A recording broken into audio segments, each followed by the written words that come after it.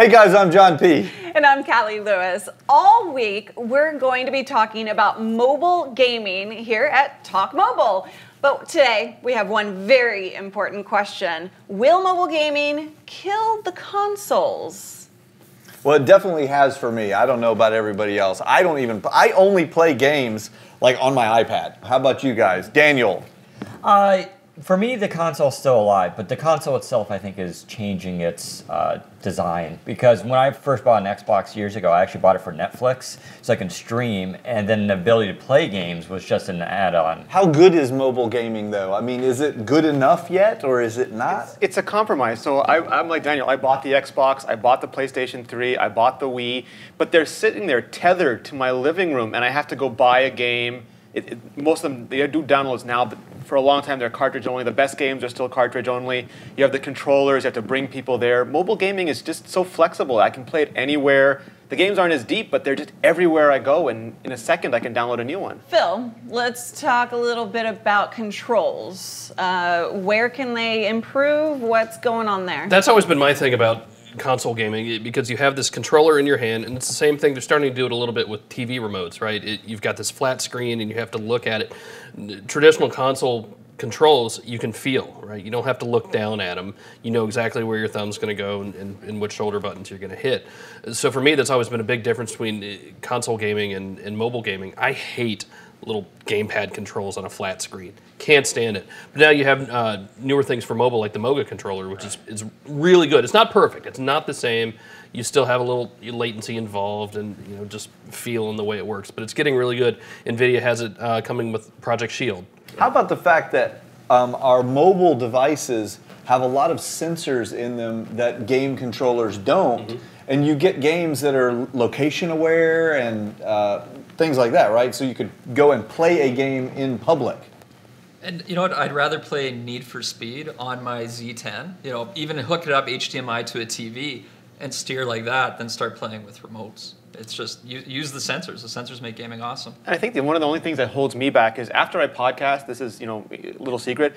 10 o'clock at night, I'll go play Halo with my friends, and because I can only play Halo, Microsoft will not put Halo on mobile. I have to go to a console. And we just ran a story about that, whether or not Microsoft should bring the Xbox console or the franchise sort of to mobile, because so far they haven't really with Windows Phone. We do have Xbox and Windows Phone, but it's not as robust. No Gears of War, no Halo, none of the games. Right. I tend to group game players into kind of casual and hardcore. And I'm casual, like, Angry Birds is fine, or Plants vs. Zombies is great. So the question is, if you can't get that big screen experience, what's it going to take to get the hardcore guys going mobile?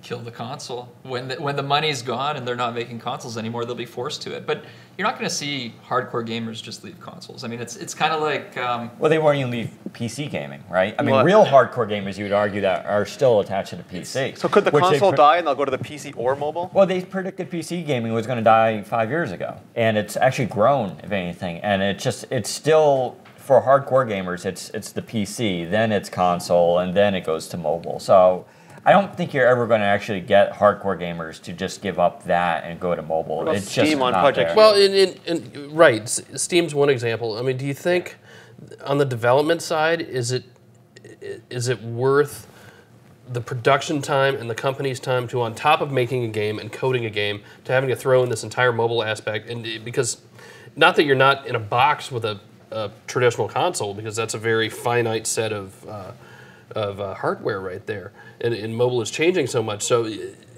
what runs today, is that going to still be good a year from now? Well, one of the devices that's coming in the future that might change this whole gaming experience is Google Glass, right? How do you see that actually changing the mobile gaming experience? I mean, yes, Microsoft is speculated to have their own, but it's different from Google's. Google's is going to be completely mobile, where you actually wear it outside, where Microsoft's vision seems to be more, it's for inside, for the living room, and it's going to augment your living room reality. What I'm hearing is mobile is definitely growing. Everybody knows it. We're seeing it played across every segment. It's not going away for sure.